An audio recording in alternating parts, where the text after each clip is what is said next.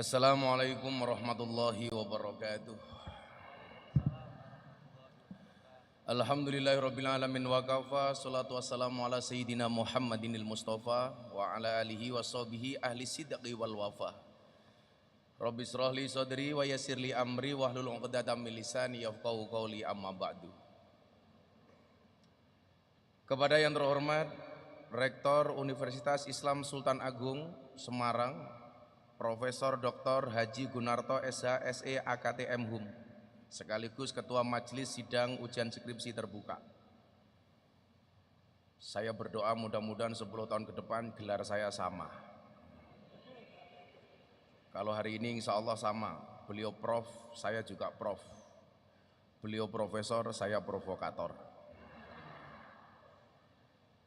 Kepada yang terhormat Ketua Umum YBWSA Haji Hasan Toha Putra MBA beserta seluruh jajaran, yang saya hormati Ketua Pembina YBWSA Dr. Andes Haji Azhar Kombo beserta seluruh jajarannya, yang saya hormati Ketua Pengawas YBWSA Dr. Kiai Haji Ahmad Daroji MSI beserta seluruh jajarannya, yang saya hormati Wakil Rektor 1, 2, dan 3 serta seluruh dekan di lingkungan Unisula, yang saya hormati Dekan Fakultas Agama Islam Dr. Andes Muhammad Mukhtar Arifin Soleh M.Lib, yang terhormat Ketua Parodi Pendidikan Agama Islam, Ketua Prodi Pendidikan Agama Islam Unisula Bapak Ahmad Muflihin SPDI MPD, yang terhormat dosen pembimbing sekaligus penguji 1 Bapak Muhammad Farhan SPDI S HUM MPDI, yang telah berkenan mencurahkan tenaga untuk sabar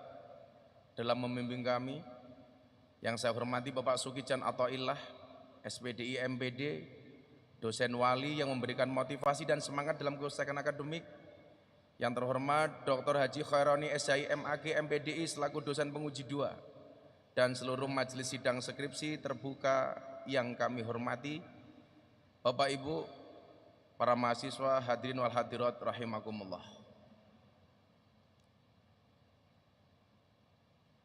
Makan semangka minumnya susu, hai Unisula, I love you.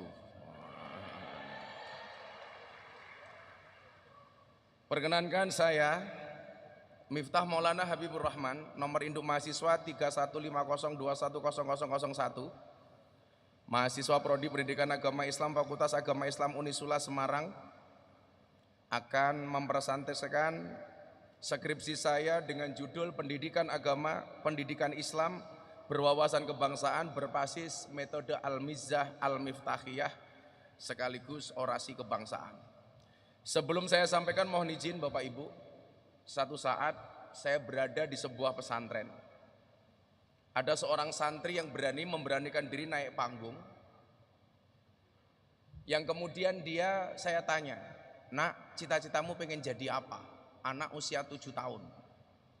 "Saya pengen menjadi kiai besar, saya pengen menjadi dai terkenal." "Siapa idola kamu, Nak?" Dengan bangganya dia menyebutkan Gus Miftah. Saya tanya lagi, "Kenapa kamu pengen menjadi dai seperti Gus Miftah?" "Saya senang sama Gus Miftah." "Kenapa?" "Tidak selesai kuliah tapi bisa menjadi dai besar." Saat itu Bapak Ibu, saya jadi mikir, kalau ini diterus-teruskan, ini akan menjadi presiden buruk santri di Indonesia. Bagaimana kemudian kegagalan saya dulu kuliah, tinggal skripsi tidak saya teruskan, ini akan dicontoh oleh anak-anak hari ini. Ternyata Gus Miftah tidak selesai kuliah saja bisa jadi orang hebat. Maka kemudian saat itu saya menangis. Ini tentunya bukan uswah yang bagus, ini bukan contoh yang baik. Kenapa yang dicontoh kegagalan saya di dalam kuliah waktu itu? Di saat yang sama, begitu banyak tawaran dari beberapa kampus di Indonesia bahkan luar negeri untuk memberikan saya gelar kehormatan Doktor Honoris Causa. Saya akhirnya matur kepada guru saya, Maulana Habib Lutfi bin Yahya Pekalongan, karena kita diperintahkan fas'alu ahla dzikri in kuntum la ta'lamun. Saya matur sama beliau, "Abah,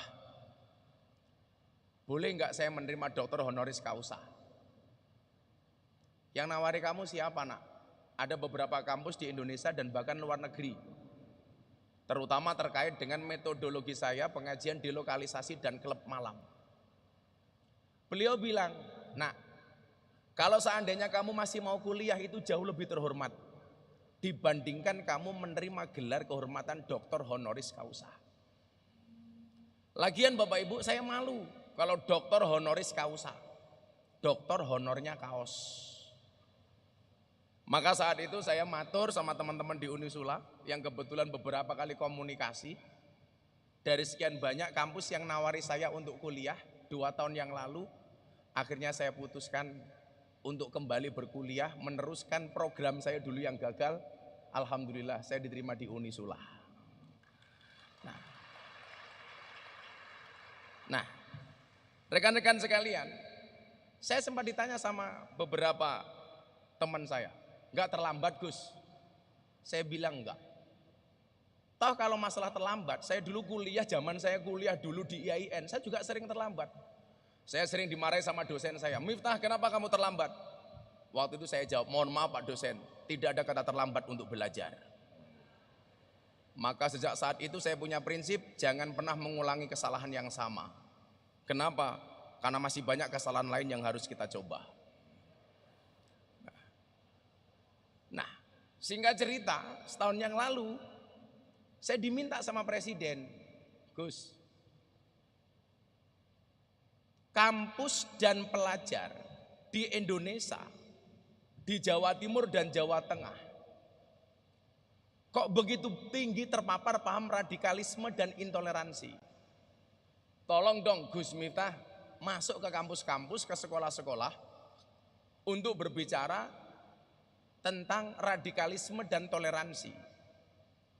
Puncaknya adalah ketika saya diundang oleh wali kota Los Angeles, Amerika Serikat untuk berbicara tentang toleransi dan radikalisme. Sehingga ini kemudian menambah semangat saya untuk kembali kuliah. Malu kiranya ketika saya mendapatkan undangan dari wali kota Los Angeles, Amerika Serikat, saya ditanya, "Ini gelarnya Gus Miftah apa?" Sesuatu yang saya anggap remeh, Pak, ternyata di luar negeri itu dianggap penting. Sama halnya kemarin saya baru pulang dari Eropa, saya ada acara di Den Haag, Belanda, yang di Indonesia saya tidak pernah ditanya gelar, Bu. Ternyata di Belanda saya ditanya gelar lagi, "Gus Miftah gelarnya apa?" Semakin malu saya, Pak. Mungkin kalau gelar jelas, Pak Profesor Gunato lebih panjang dibandingkan saya. Tapi bedanya saya dengan beliau kan cuma satu. Kalau Pak Rektor banyak pendapat, Gus Miftah banyak pendapatan. Tapi ternyata bahwa gelar ini kemudian menjadi penting. Itulah yang kemudian guru saya Habib Lutfi, beliau mengatakan, "Nak, sudah kamu kuliah dari awal lagi nggak apa-apa. Nanti selesai S1 kamu langsung ambil S2, langsung kamu ngambil S3. Sehingga apa? 5 tahun ke depan kamu doktor beneran, jangan hanya doktor honoris causa." Maka mohon izin Bapak Ibu, saya sampaikan presentasi saya hari ini sebagai awal niatan yang baik untuk saya untuk kembali kuliah. Saya nggak tahu nanti orang di luar sana akan ngomong apa tentang saya nggak ada urusan. Karena saya termasuk orang yang menjadi sasaran bulian terbesar menurut media massa. Tapi saya punya prinsip, ketika ada orang lain membicarakan kekuranganmu, tersenyumlah. Kenapa? Karena kekuranganmu saja diperhatikan, apalagi kelebihanmu. Nah, maka Bapak Ibu yang saya muliakan, kenapa judul skripsi saya Pendidikan Islam Berwawasan Kebangsaan berbasis metode Al-Mizah Al-Miftahiyah. Satu ketika saya dapat tamu dari Canberra, Australia. 3 bulan setelah masuk Islamnya Deddy Corbuzier. Deddy Corbuzier masuk Islam tanggal 21 Juni 2019. Saya dapat tamu dari Australia bulan sekitar Agustus tahun 2019. Dia seorang ateis, tidak pernah beragama sebelumnya. Dalam KTP dan identitasnya kosong, gak ada agama apapun. Dia datang ke Jogja, Pak. Begitu dia ketemu saya, dia bilang, "Gus Miftah, I will to be a Muslim." Saya pengen jadi orang Islam. Saya tanya, "Agama kamu sebelumnya apa?" "Ateis." Kemudian saya tanya, do you know about Islam? No, I don't know about Islam. Saya tanya lagi, if you don't know about Islam, why you will to be a Muslim? Kalau kamu nggak tahu Islam itu apa, kenapa Anda pengen jadi orang Islam? Jawabannya apa Bapak Ibu? Because your Islam is enjoy, relax, and happy. Karena saya melihat Islamnya Gus Miftah ini enjoy, relax, asik, dan menyenangkan. Saya pengen masuk Islam karena saya tertarik dengan cara beragama Anda. Kemudian kita diskusi Bapak Ibu, apa yang menurut dia menarik. Sehingga kemudian dia tertarik untuk masuk Islam yang sebelumnya dia seorang ateis. Ternyata jawabannya adalah, karena bagi saya cara beragama Gus Miftah itu receh. Cara beragama Gus Miftah itu ringan. Itu pula kemudian kenapa saat itu ketika Deddy Corbuzier mau masuk Islam, seminggu sebelum dia masuk Islam, dia telepon saya. Gus, saya pengen masuk Islam. Waktu itu saya bilang, gak usah mas. Serius, saya pengen masuk Islam, gak usah. Kamu di agama yang lama saja kamu gak pernah taat kok, apalagi masuk Islam. Emangnya kenapa Gus? Jadi orang Islam itu berat Ferguson, berat. Kamu gak akan kuat. Karena dia ngeyel, akhirnya saya tanya, kenapa kamu pengen masuk Islam? Lagian kalau kamu pengen masuk Islam, teman kamu muslim itu banyak. Ustadz, kiai yang kamu miliki itu banyak. Kenapa kamu harus melalui saya? Kemudian dia jawab, pernah nggak? Ingat nggak dulu Gus Miftah pernah bilang sama saya, kata Dedi. Kalau seseorang itu masuk Islam, besok wajah dan bentuk Islamnya itu seperti apa? Tergantung pintu masuknya. Kalau pintu masuknya keras, maka Islamnya akan penuh dengan kekerasan. Kalau pintu masuknya suka marah, maka Islamnya akan penuh dengan kemarahan. Kalau pintu masuknya ini nggak asik, maka dia tidak akan menjadi orang Islam yang asik.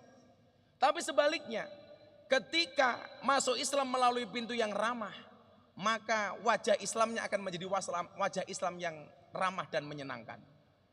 Dan waktu itu Dedi bilang, kalau saya harus masuk Islam, saya harus masuk Islam melalui pintu yang ramah. Dan kalau saya ngomong pintu yang ramah, this is you not others, kata Dedi. Akhirnya dia datang. Nah, sehingga kemudian waktu itu saya simpulkan, menyampaikan ajaran agama dengan cara yang fun, ini menarik. Bapak Ibu, ketika menyampaikan value, saya selalu berpegang kepada dua hal secara substansi. Yang pertama adalah edukasi, yang kedua adalah rekreasi. Menyampaikan value menjadi membosankan manakala substansinya hanya edukatif, tidak ada rekreasinya. Maka orang akan bosan ketika mendengarkan presentasi itu.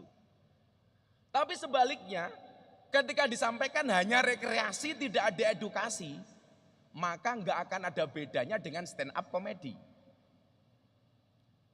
Disitulah kemudian kenapa metodologi berbasis al-mizah al-miftahiyah ini menjadi penting.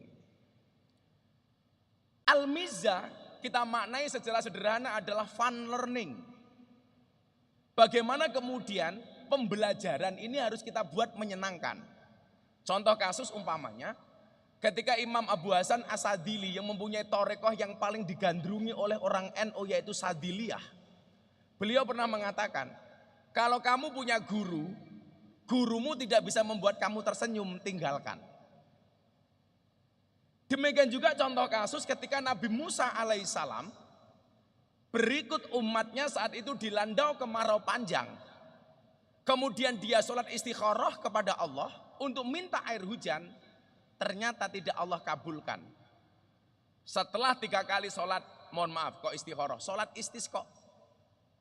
3 kali sholat istisqa, belum juga turun hujan. Maka kemudian apa? Nabi Musa matur sama Allah. Setelah Nabi Musa matur, ternyata salah satu syarat supaya Allah menurunkan air hujan kepada Nabi Musa adalah Nabi Musa diperintah oleh Allah untuk minta doa kepada salah satu wali yang namanya Barakh. Pertanyaannya adalah, Nabi Musa bertanya sama Allah, Tuhan, Kenapa saya harus minta doa kepada Barakh? Saya nabi, dia hanya wali. Ternyata jawaban Allah saat itu adalah innahu yudhikuni fil yaumi salasa marot. Karena dia Barakh sehari bisa membuat aku tersenyum minimal 3 kali. Ini artinya apa? Bahwa happy itu penting Bapak Ibu. Makanya kita tuh kadang-kadang kalau berdoa nggak usah serius-serius banget. Saya itu sering Bu, doa saya justru diijabah oleh Allah ketika saya berdoa secara happy dan menyenangkan. Dan saya melihat hari ini kecenderungan di antara kita kalau doa itu minimalis Pak. Ya Allah, carikan saya jodoh ya Allah. Jelek nggak apa-apa, yang penting soleh. Ini bagi saya doa yang minimalis dan tidak membuat Allah tertawa. Seharusnya dibalik Ibu. Ya Allah, beri saya jodoh, cakep nggak apa-apa ya Allah, yang penting soleh dan kaya. Karena bagi cewek hari ini good looking itu kalah dengan good rekening. Betul Bu? Karena berangkat dari good rekening akan menjadikan wajah ibu-ibu glowing. Dan saya punya prinsip di balik wajah istri yang glowing ada suami yang golong koming. Ketika saya memahami itu berarti apa? Allah itu asik. Ternyata Allah juga bisa diajak bercanda. Demikian juga contohnya ketika Abu Nawas bermunajat kepada Allah dengan kalimat ilahi lastulil firdausi ahla wal aqwa ala naril jahim. Ini tentunya munajat yang sangat membingungkan. Di mana membingungkannya? Dia mengatakan dia tidak pantas di surga, tetapi juga tidak kuat di neraka. Coba kalau Gusti Allah Pak Rektor umpamanya, pasti dia akan mengatakan Abu Nawas karep mugi sak janjane opo.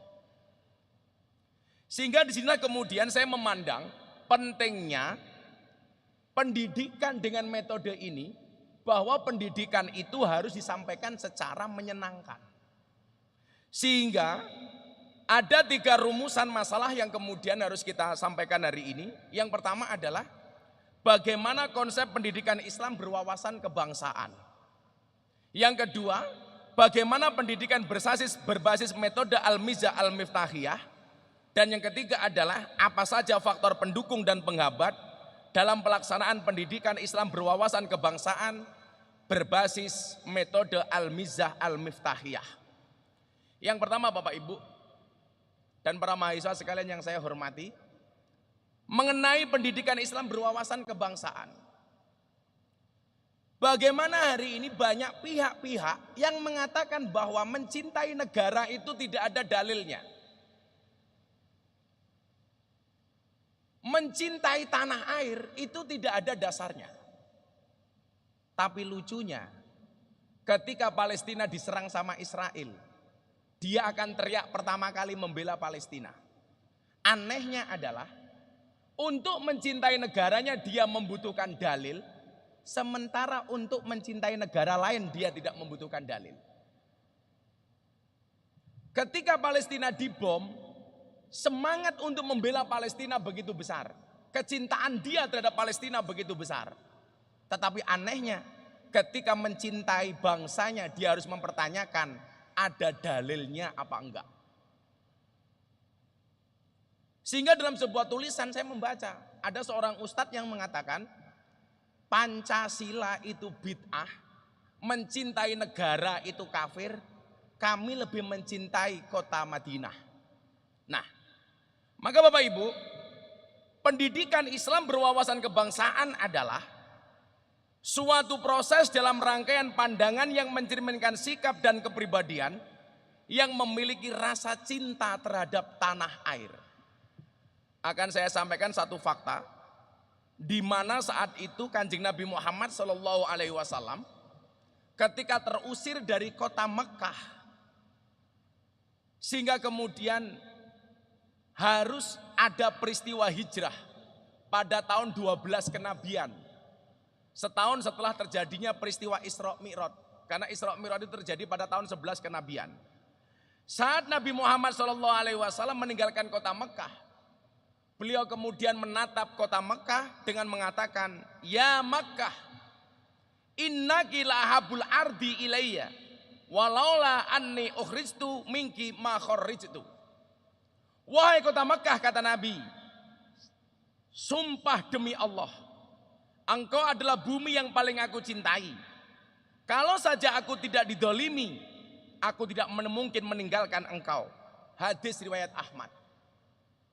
Begitu sampai kota Madinah, beliau mengangkat kedua tangannya kemudian berdoa, Allahumma habib ilainal Madinah kahubbina ila Makkah au asyad. Ya Allah ya Rabb, anugerahkanlah kepadaku mencintai kota Madinah sebagaimana aku mencintai kota Makkah, bahkan lebih dahsyat daripada itu. Dalil-dalil ini tentunya menjadi kontra narasi terhadap pihak-pihak yang mengatakan mencintai Indonesia itu tidak ada dalilnya. Maka menjunjung tinggi rasa kesatuan dan persatuan, memiliki rasa kebersamaan sebagai bangsa untuk membangun bangsa menuju masa depan yang lebih baik. Dalam konteks pendidikan tersebut diarahkan untuk menjadi hamba Allah dan semakin dekat dengannya. Sebab semakin mengetahui akan tanah airnya, semakin bertambah pula takwanya. Karena kita bangsa aman dan damai, maka pelaksanaan ritualitas ibadah akan menjadi mudah direalisasikan. Tentunya dengan pemahaman pendidikan kebangsaan yang baik, akan menjadi kontra narasi terhadap mereka yang sampai hari ini masih memperjuangkan sistem khilafah di Indonesia. Sampai hari ini Bapak Ibu dan para mahasiswa sekalian, kalau kita lihat bagaimana mereka yang mendukung sistem khilafah masih mati-matian untuk mengganti wawasan dan demokrasi di Indonesia dengan sistem itu. Satu saat kita pernah berdiskusi dengan seseorang pegiat khilafah. Kebetulan beliau seorang aparatur sipil negara. Saat itu kita membuat dialog kebangsaan di salah satu sekolah di Kabupaten Jepara. Acara saya dengan Gubernur Jawa Tengah untuk antisipasi paham radikalisme di sekolah-sekolah. Ada satu guru yang maju ke depan dengan mengatakan apa? Kekacauan dan kurang makmurnya bangsa Indonesia karena bangsa ini tidak menganut sistem khilafah. Saat itu beliaunya saya tanya, Pak Guru, mohon izin saya bertanya, menurut Anda, mana negara di dunia hari ini yang berhasil dengan sistem khilafah? Gurunya jawab, Saudi Arabia. Dengan jawaban ini saya bisa mengukur kapasitasnya. Mohon maaf Pak Guru, kalau Anda mengatakan Arab Saudi itu berhasil dengan sistem khilafah, Anda salah. Arab Saudi itu tidak menggunakan sistem khilafah, tapi al-mamlakah. Kerajaan yang dimulai dari rezim Syekh As-Saud yang mempunyai konsensus dengan Syekh Abdul Wahab. Syekh As-Saud memegang kendali bernegara, sementara Syekh Abdul Wahab memegang kendali beragama. Maka secara bernegara Arab Saudi menggunakan sistem al-mamlakah, sementara ideologi beragamanya mereka Wahabi.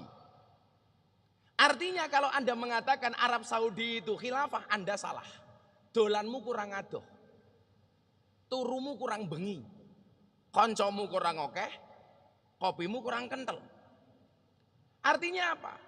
Sistem khilafah di Indonesia secara otomatis tertolak. Kenapa? Karena tidak sesuai dengan hasanah bangsa Indonesia. Kalau kita mau hitung-hitungan, sahabat Utsman dan Ali yang merupakan sahabat terbaik yang hidup di zaman terbaik, matinya saja dalam keadaan terbunuh. Pertanyaan saya hari ini adalah, siapa orang Indonesia yang sekali berutsman dan Ali sehingga pantas untuk menjadi seorang khalifah?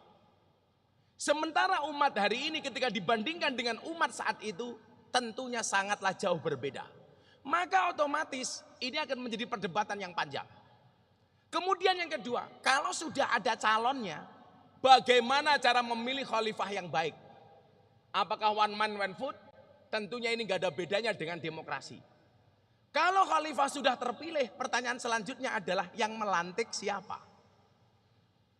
Maka otomatis ketika paham khilafah ini dilakukan di Indonesia, bahasa Kiai Haji Ma'ruf, wakil presiden, beliau mengatakan khilafah bukan ditolak tapi tertolak secara otomatis. Sehingga Bapak Ibu, pendidikan Islam berwawasan kebangsaan diarahkan pada 4 komponen. Yang pertama, cinta tanah air dalam konteks Indonesia, NKRI dan Pancasila. Kemudian yang kedua adalah menerima kebinekaan. Fitrah perbedaan seperti yang kita baca dalam surat Al-Hujurat ayat 12. Kemudian yang ketiga adalah anti kekerasan. Wasatiyah Al-Baqarah 143. Kalau Anda perhatikan Bapak Ibu, Al-Baqarah terdiri dari 286 ayat. Kebetulan ayat yang berbicara tentang wasatiyah Allah tempatkan tepat pada pertengahan surat Al-Baqarah. Surat Al-Baqarah ayat 143. Wa kadzalika ja'alnakum ummatan wasaton. Dalam hal ini saya pernah membuat riset, ada berapa jumlah orang beragama dan berbangsa di dalam Indonesia. Ternyata kemudian riset saya dan kawan-kawan waktu itu menghasilkan 4 hal. Dalam beragama dan berbangsa, orang Indonesia terbagi dalam 4 kategori. Saya berbicara di wilayah Muslim. Yang pertama, di dalam beragamanya dia menggunakan akidah Ahlussunnah wal Jamaah, dan di dalam berbangsa dan bernegaranya dia berideologikan Pancasila. Kelompok ini adalah yang paling ideal untuk hidup dan tinggal di Indonesia. Kemudian yang kedua adalah di dalam beragama akidahnya Ahlussunnah wal Jamaah, tetapi di dalam berbangsa dan bernegaranya dia berpaham khilafah. Ini yang sangat menipu. Kenapa? Karena ibadahnya sama, amaliyahnya sama, tetapi berbeda dalam masalah ideologi bernegara. Kemudian yang ketiga adalah akidahnya Wahabi, amaliyahnya Wahabi, tetapi di dalam berbangsa dan bernegara masih berideologikan Pancasila. Ini masih ada Bapak Ibu hadirin, walaupun cuma sedikit. Dan yang paling gampang ditandai adalah yang keempat. Amaliyahnya Wahabi, akidahnya Wahabi, dan berbangsa dan bernegaranya adalah khilafah. Ahlussunnah Pancasila, Ahlussunnah HTI, Wahabi Pancasila, dan Wahabi HTI atau khilafah.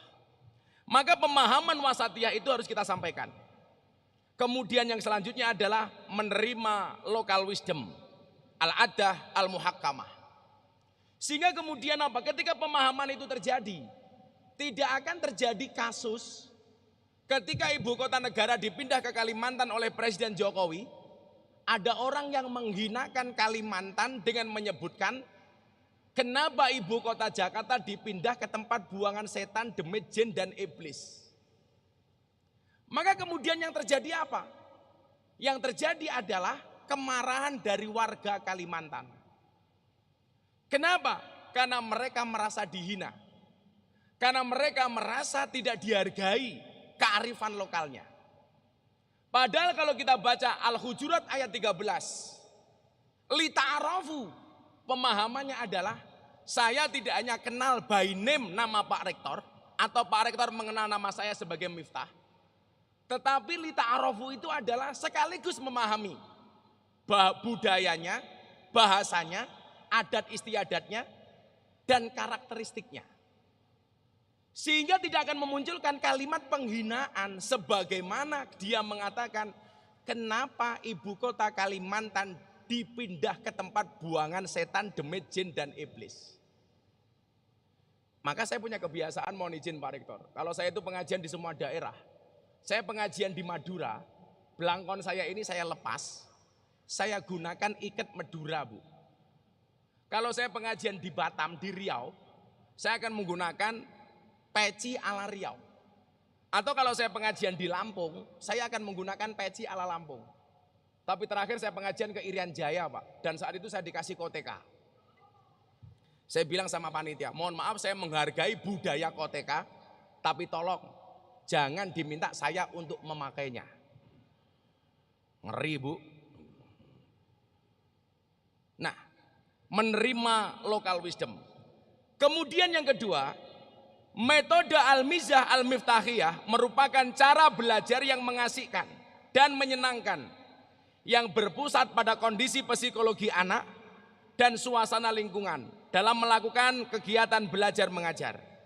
Metode Al-Mizah Al-Miftahiyah adalah salah satu cara yang membuat suasana belajar mengajar menjadi nyaman dan menyenangkan, sehingga terciptalah rasa cinta dan keinginan anak didik untuk belajar. Bapak Ibu, saya membaca sekian riwayat bagaimana kemudian Kanjeng Nabi itu asik untuk diajak bercanda.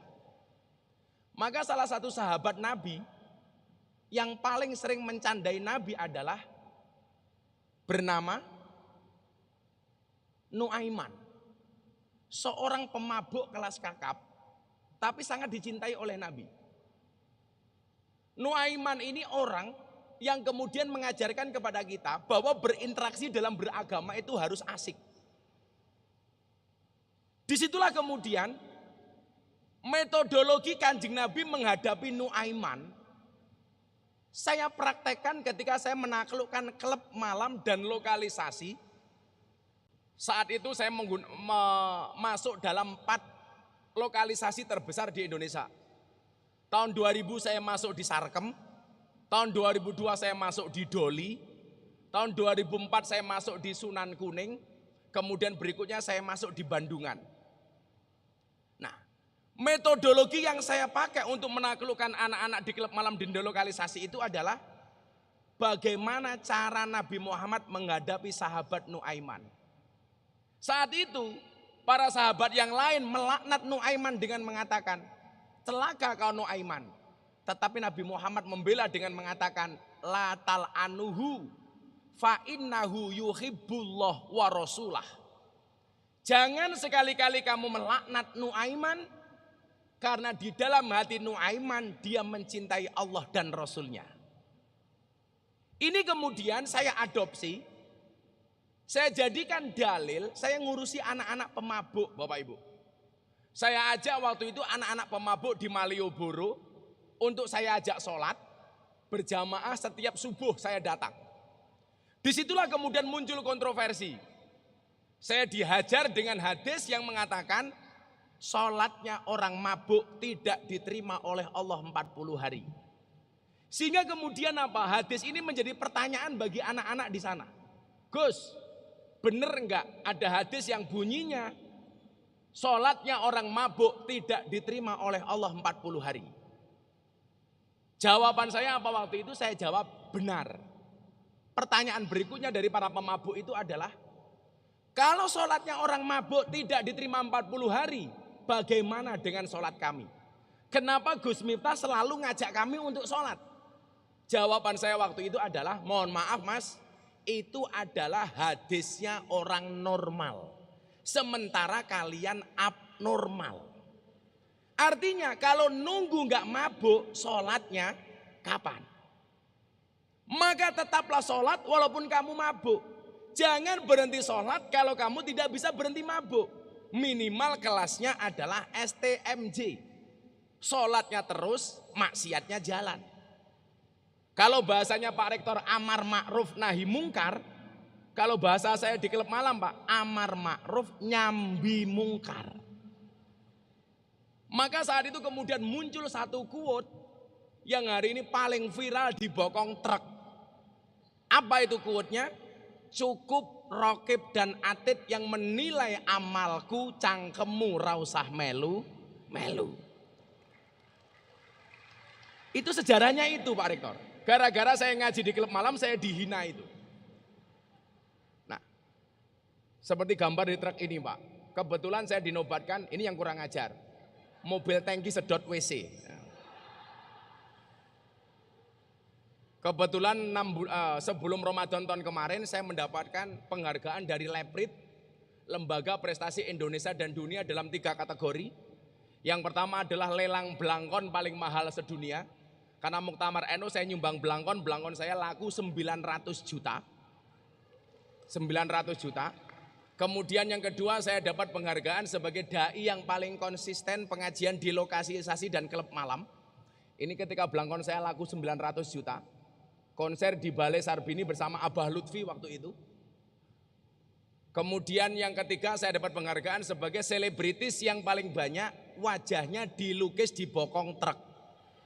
Ada 350 truk. Dan yang paling menjijikan adalah gambar saya dilukis di mobil tangki sedot WC. Dengan quote saya waktu itu, bokongmu adalah rezekiku.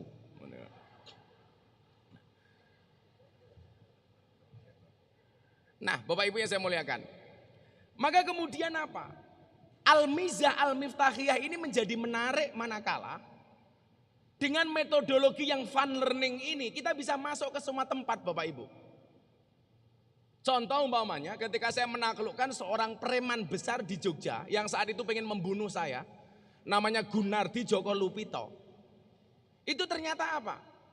Dia kemudian menjadi bertaubat gara-gara melihat fun learning ini. Atau ketika bulan Ramadan beberapa tahun yang lalu saya ketemu dengan preman terbesar di Jakarta. Namanya Hercules. Panggilannya Maung Hercules.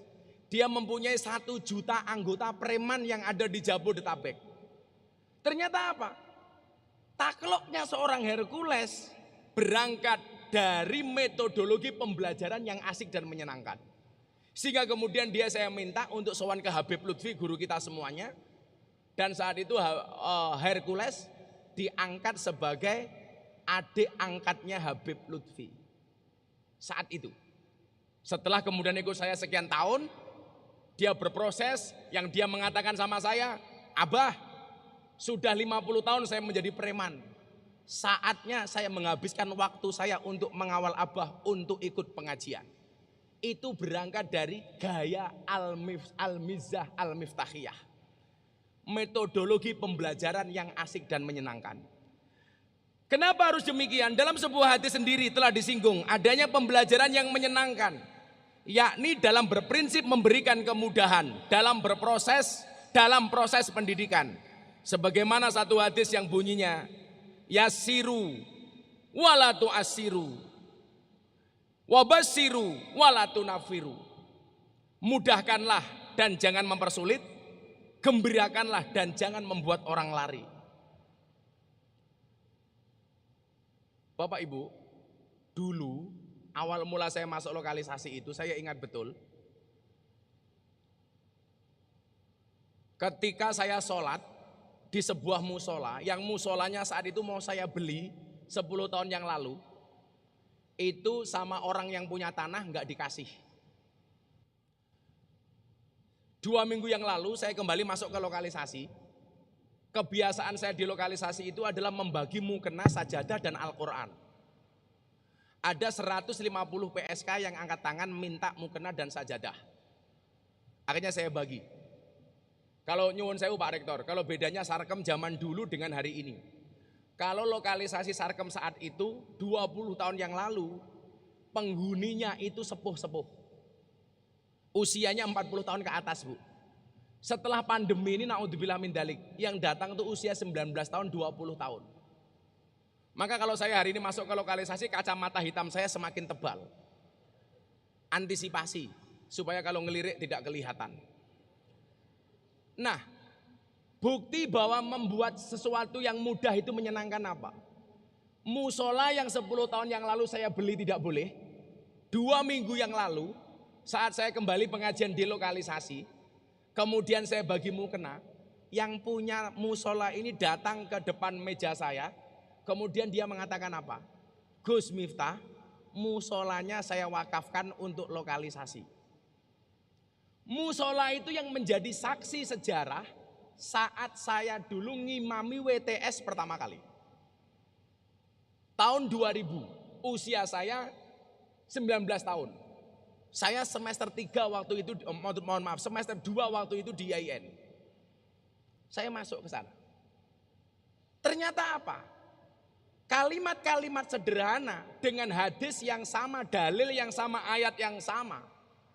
Ketika disampaikan dengan asik, dengan yasir, dengan mudah, itu akan lebih bisa diterima Pak oleh anak-anak seperti mereka. Contoh, satu saat mereka saya ajak untuk sedekah di panti asuhan. Mereka bilang begini sama saya, Gus, ini kan uang haram. Lah tuh kamu tahu kalau uang haram? Iya. Kalau uang ini saya jadikan sedekah untuk panti asuhan, kira-kira saya dapat pahala apa enggak, Gus? Maka waktu itu jawaban saya apa, Pak Rektor, mohon maaf. Saya mohon maaf, Mbak. Demi Allah, demi Rasulullah, Bapak Ibu. Kalau saya ngomong di panggung itu ngomong PSK, ngomong WTS, ngomong pelacur, mulut saya enteng. Tapi kalau di hadapan para PSK, enggak pernah sekalipun saya menyebut nama PSK di hadapan mereka. Paling bahasa saya adalah mbak-mbak yang saya hormati. Kan enggak mungkin saya pengajian para PSK rahimakumullah, kan enggak mungkin. Enggak mungkin. Para PSK rahimakumullah, enggak mungkin. Maka disitulah pentingnya yasiru walatu asiru, basiru walatu nafiru. Kemudian yang selanjutnya adalah secara umum metode al-mizah memuat 4 hal, yaitu humor, menyanyi, game, dan bercerita. Maka metodologi ini saya pakai ketika saya pengajian di hadapan puluhan ribu orang. Termasuk kemarin saya tanggal 15 Januari, saya memberikan pengajian di kota Changhua, Taiwan. Humor, menyanyi, game, dan bercerita. Sedangkan untuk metode al-mizah al-miftahiyah ini memuat 6 komponen utama, yaitu pembelajaran yang memuat humor. Saya kasih contoh umpamanya, bisa nggak ditampilkan ceramah saya di hadapan presiden yang terakhir. Ketika saya berbicara konteks tawakal, bangsa ini menghadapi resesi global 2023.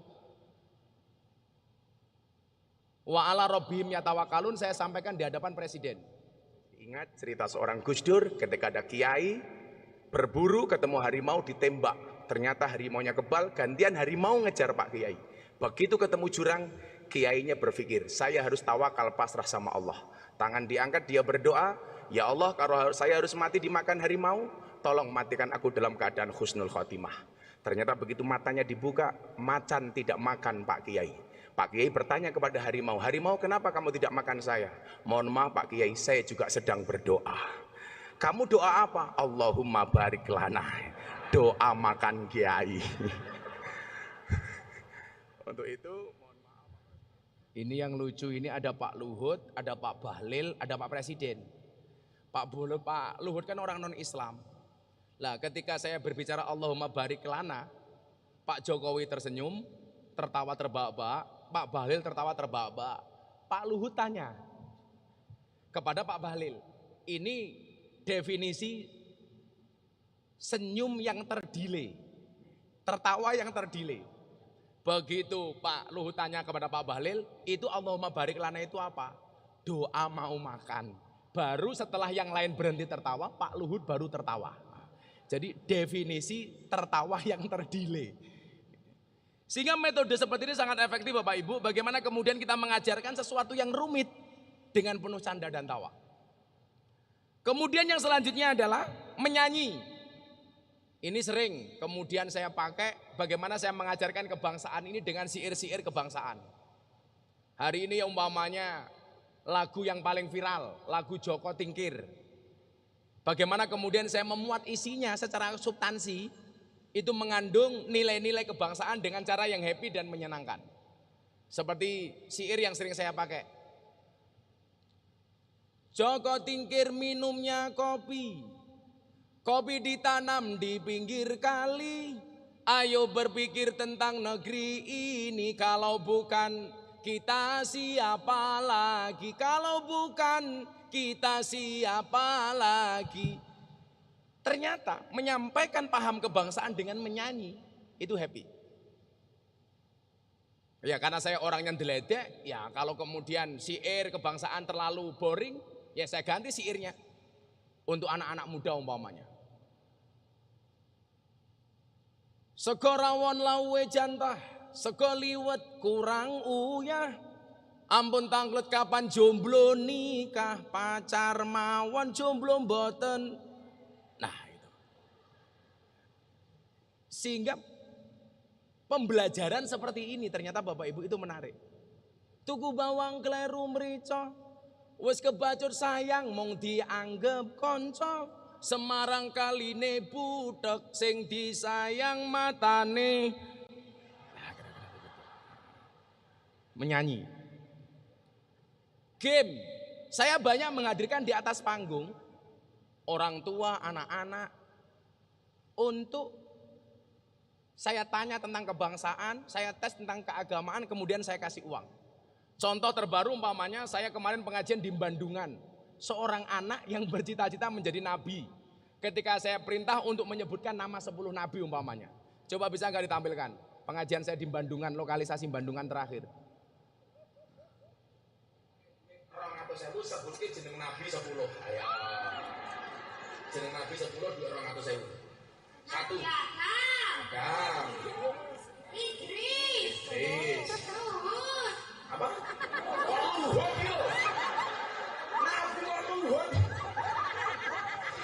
Jadi ini menarik Pak Rektor. Saya suruh sebutkan nama Nabi, Adam, Idris, yang ketiga adalah Nabi Luhut. Nabi Luhut. Ini kasihan sebenarnya anak ini. Sampai hari ini dia saya tanya nggak tahu siapa bapaknya Pak. Saya tanya, nak bapak kamu siapa? Saya nggak tahu. Loh kok nggak tahu? Iya bapak saya banyak. Ya Allah itu loh. Terus dia saya tanya lagi, nak cita-cita kamu pengen jadi apa? Nabi. Kenapa kamu pengen jadi nabi? Supaya bisa perintah para bocil. Ya Allah itu. Ini ngeri sekali ini. Kemudian yang selanjutnya adalah ditambah dengan pembelajaran mempertimbangkan aspek muktadul hal dan dialogis. Likuli makol makom, walikuli makom makol. Kemudian yang terakhir adalah faktor pendukung dan penghambat dalam pelaksanaan pendidikan Islam berwawasan kebangsaan berbasis metode al-mizah al-miftahiyah. Faktor pendukung yaitu 1. Mampu mencapai hasil pembelajaran yang maksimal. Peserta didik tidak mudah mengalami kejenuhan dalam belajar. Terwujudnya interaksi edukatif antara guru dan murid dan lain-lain. Kemudian yang selanjutnya adalah faktor penghambat. Pendidik perlu berlatih dalam menggunakan metode ini. Kesesuaian metode dan materi pembelajaran atau tidak universal. Kesesuaian metode dan materi pembelajaran atau tidak universal. Membutuhkan durasi waktu yang lebih panjang dalam proses pembelajaran, sehingga dari analisis di atas, metode ini sangat dipengaruhi oleh beberapa faktor, seperti selera humor peserta didik. Saya itu kan dari dulu ikut kiai Pak. Rata-rata kenapa kiai NU itu hari ini lebih menarik? Itu karena punya selera humor Pak. Kayak kemarin saya dibantai sama teman-teman medsos yang tidak bertanggung jawab itu. Ketika saya bilang, teman saya Muhammadiyah tanya, Gus, NU sama Muhammadiyah itu besok masuk surganya duluan mana? Saya jawab, kamu nanya. Nah, gitu kan. Nah, karena dia bertanya saya jawab, duluan orang NU. Loh, kok begitu Gus? Iya. Kenapa? Karena masalah rokok. Muhammadiyah mengharamkan rokok. NU, rokok hukumnya makruh. Kenapa Muhammadiyah mengharamkan rokok? Karena Muhammadiyah takut dengan peringatan pemerintah. Rokok itu membunuhmu. Bukan membunuhmu. Tapi membunuhmu, Hammadiyah. Nah, orang Muhammadiyah ketakutan dengan peringatan pemerintah. Rokok itu membunuh. Lah, artinya apa? Orang NU imannya lebih besar dibandingkan orang Muhammadiyah. Karena bagi orang NU yang bisa membunuh itu bukan rokok, tapi malaikat Israel alaihi salam. Ceramah ini dipotong Pak Rektor. Saya diajar sama netizen, Miftah kurang ajar. Masa NU masuk surga lebih dahulu dibandingkan Muhammadiyah gara-gara rokok. Padahal mohon maaf, saya tidak pernah merokok Pak Rektor. Bapak saya itu perokok berat. Adik saya perokok, santri saya banyak yang merokok, tapi saya nggak pernah merokok. Coba kalau adik-adik berjilbab putih, kalau Anda cari suami, Nduk, pilih yang merokok apa tidak? Tidak, Gus Miftah, Nduk. Gus Miftah.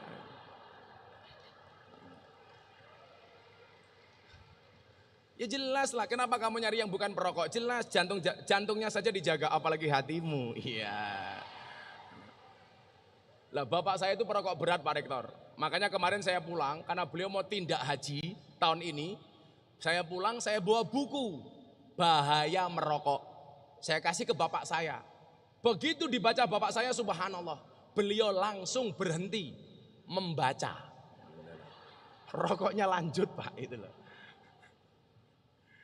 Jadi selera humor itu menjadi penting.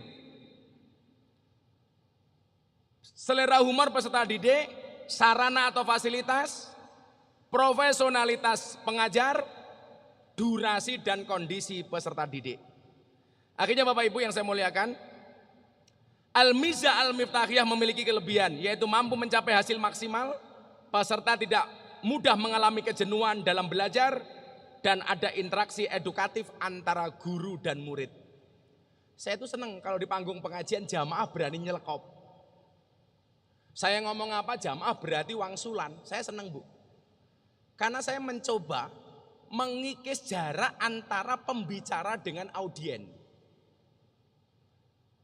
Sehingga apa? Value yang kita sampaikan akan terdelivery dengan baik. Kenapa? Karena ada respon dari jamaah. Makanya kalau saya pengajian kok ada yang berani memaki saya malah senang. Oh berarti masuk. Gitu loh. Ceritanya tadi anak itu kan begitu mau naik panggung Bu, mohon maaf. Dia di atas panggung itu dia mengacungkan jari tengahnya ke saya. Gus Miftah, gitu loh. Makanya kenapa saya panggil gitu loh. Karena itu tadi ternyata anak yang tidak jelas siapa bapaknya. Kalau bahasanya Pak Dekan mungkin ya Salome lah. Satu lubang rame-rame. Gitu loh. Kemudian sedangkan kelemahannya adalah diantaranya tidak semua pendidik mampu menerapkan metode ini. Kemudian dalam praktiknya kesesuaian metode dan materi pembelajaran atau tidak universal. Dan terakhir membutuhkan durasi waktu yang lebih panjang dalam proses pembelajaran. Sehingga Bapak Ibu yang saya muliakan, dari analisis di atas, metode ini sangat dipengaruhi oleh beberapa faktor, selera humor peserta didik, fasilitas, profesionalitas pengajar, durasi, dan background peserta didik. Para penguji dan hadirin yang dimuliakan oleh Allah, itu sekelumit gambaran dari skripsi saya, Pendidikan Islam Berwawasan Kebangsaan berbasis metode Al-Mizah Al-Miftahiyah, dengan harapan tentunya tulisan ini mampu menjadi hasanah dan mewarnai hasanah keilmuan minimal di Unisulah. Akhirnya saya ucapkan terima kasih atas segala perhatiannya. Mudah-mudahan yang sedikit ini bermanfaat. Terima kasih. Assalamualaikum warahmatullahi wabarakatuh.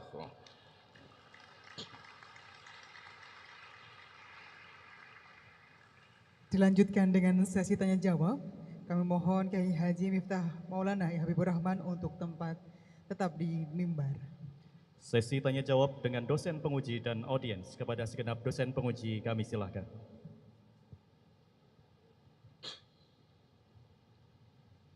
Terima kasih, luar biasa sekali presentasi yang sudah disampaikan oleh Gus Miftah. Sekali lagi tepuk